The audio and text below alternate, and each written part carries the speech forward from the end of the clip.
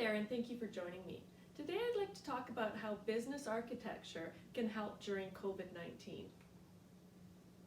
Organizations are looking at how to identify and change critical business functions while supporting social distancing.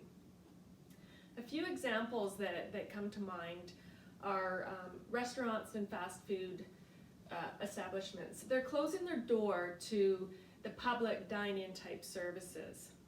So if you start to think about what must change in order to support that, your kitchen is probably able to function similar to the way it is today, but all of your customer-facing workflows must adjust.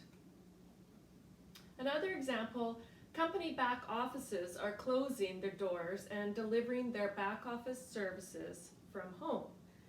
Again, think about what must change in order to support this. So your business phone lines must not be connected to a specific location anymore. Communication between your workers is not as simple as walking over to someone else's desk or popping your head over a divider and catching the ear of multiple employees. Performance management is going to have to take on a whole new perspective with people now working from home. Another example, IT operations are being performed from home. So again, think about what must change there. Your bandwidth for remote connections is probably going to need to grow to support this many people working from home. Conference calls rather than your in-person meetings are going to again put more volume on your lines.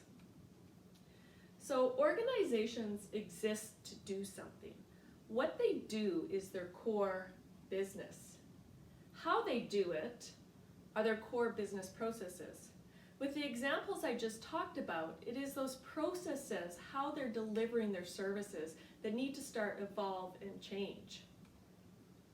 Everyone in the organization really should know what core business processes are because they're either performing them, they're supporting them, or they're enabling them. Business architecture identifies each of the core business functions and the activities that make up the workflow. Enterprise architecture always starts with a business. They always start with the business architecture, understanding what those core business functions are. The power behind enterprise architecture is it then lays on another view or another perspective on top of each of these business functions. It starts to look at your data information, your applications or systems, your technical infrastructure, all the security components, and it gives you that full picture of all of those dependencies and relationships that support those core business processes or core business functions.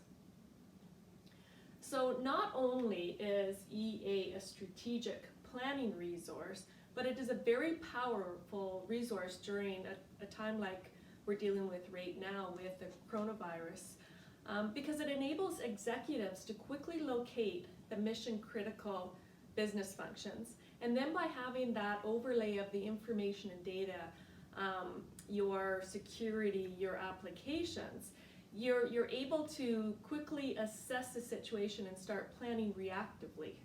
So, I go on and on that it is that EA is that strategic planning, that forward-thinking resource. But now we can look at it and see how powerful it is and how helpful it is in a very reactive mode.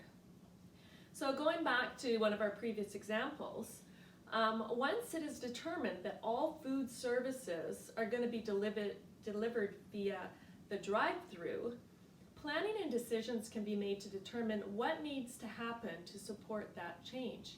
The other interesting thing is you're now in a position for innovation to start happening. So for example, what if, as part of your business, you're now offering a new delivery service? What if a brand new service is now being born to support the situation that we're in? The business function is still delivering food to customers, but now the delivery channels start to change and evolve.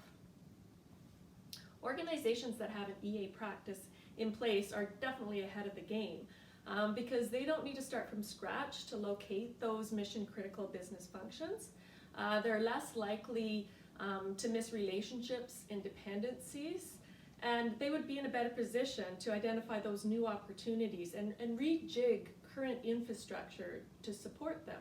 So you can take resources away from some of the other processes that you're not going to be using, other delivery channels that you're not going to be using as much, and move them to where you want them.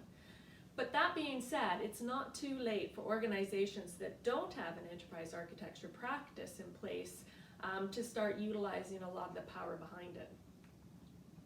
So for more information on this topic and others that I've discussed, please visit my website. I am in the process of building out more information to support organizations in this crisis that we're in. I really look at it as, this could be a real revolutionary movement with a lot of really interesting opportunities that could now start to come in place due to what's going on. Thank you.